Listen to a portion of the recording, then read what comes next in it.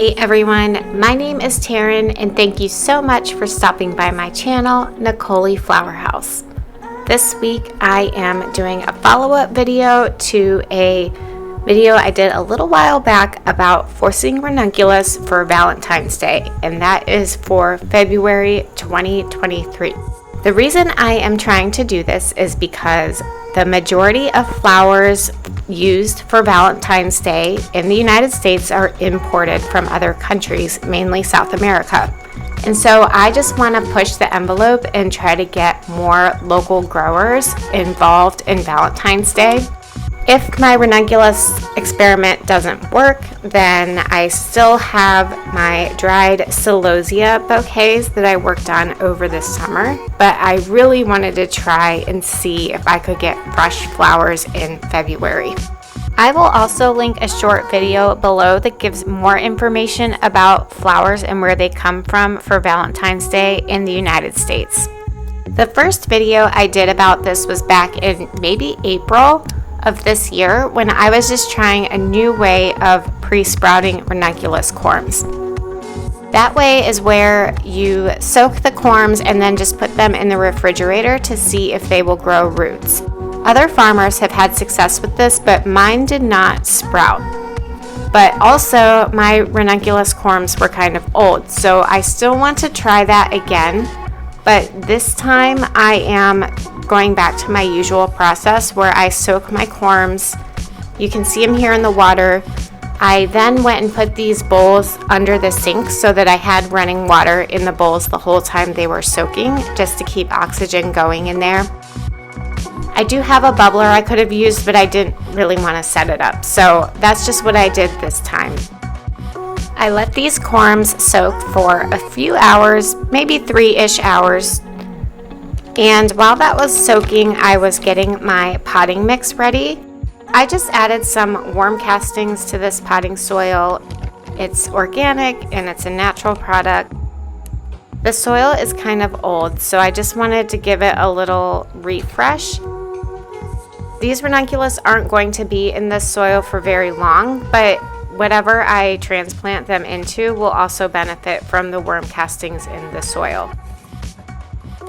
I've been doing my ranunculus a bunch of different ways. So for this round, I am using this tray from Bootstrap Farmer. It has the big hole on the bottom, which makes it really easy to pop seedlings out once they're growing without damaging the roots. So this time I am trying these trays out.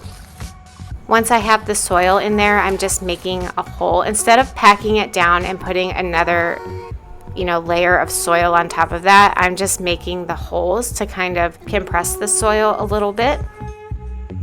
I haven't had these trays for very long, but I have used them for one round of seedlings that I did for cool flowers, and I really like them. It's much easier with that big hole on the bottom for the plants to come out without getting damaged.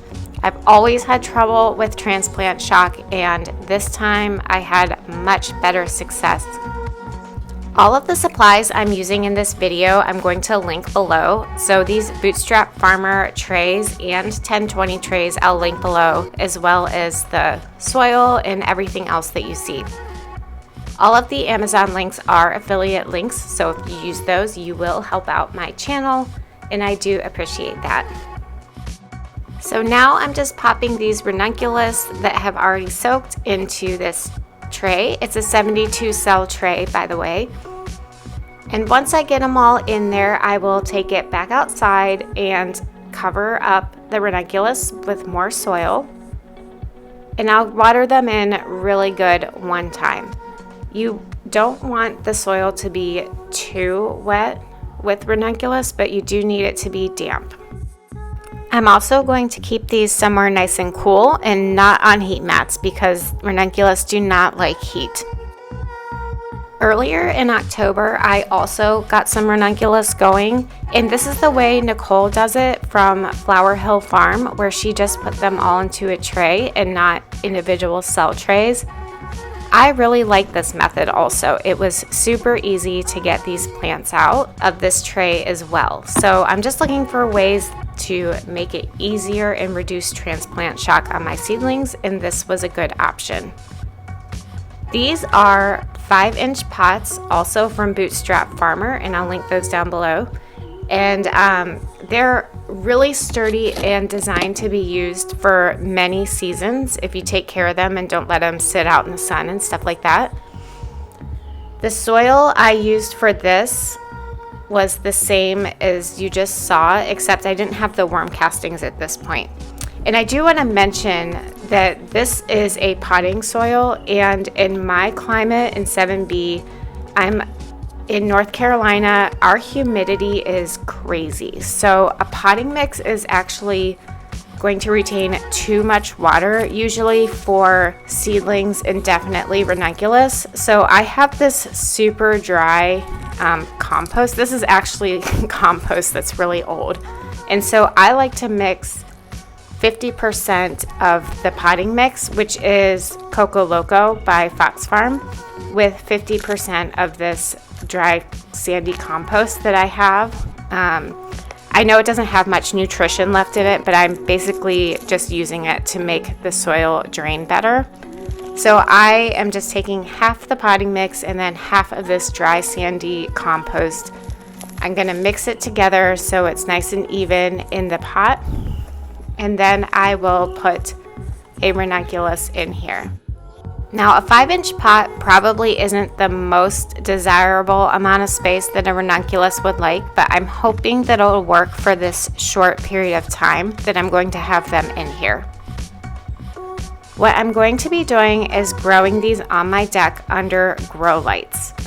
Now, in my zone 7B, our temperatures are fine for growing ranunculus throughout the winter.